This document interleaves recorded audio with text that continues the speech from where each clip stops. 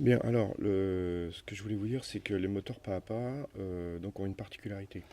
Donc là, on a l'avant de l'axe, là, on a l'arrière.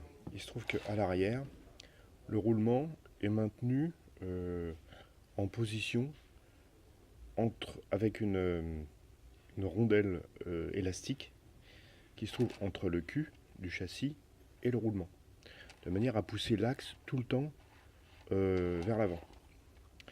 Donc ce qui fait que l'axe est maintenu en position, mais si j'appuie sur l'axe, je peux le faire reculer. Alors c'est pas très évident à voir. Peut-être qu'avec le plat, vous allez pouvoir voir le reflet. Voilà. Alors, regardez bien. Je vais me mettre à. Voilà. Voilà, donc l'axe recule. Donc là, on voit ici que, effectivement, ça avance. J'ai trouvé le meilleur angle de lumière. Voilà. Donc ce qui se passe, c'est que donc s'il y a une vis ou n'importe quel système mécanique qui est serré sur cet axe, et en fonction des moteurs pas à pas, il y a des rondelles qui sont plus ou moins souples, plus ou moins dures, ce qui arrive au même.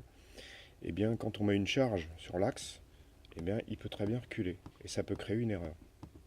En plus de toutes les autres erreurs qu'on peut cumuler via le joint élastique euh, de transmission vers une vis ou vers un élément mécanique quelconque. Voilà, c'était juste ça dont je voulais parler.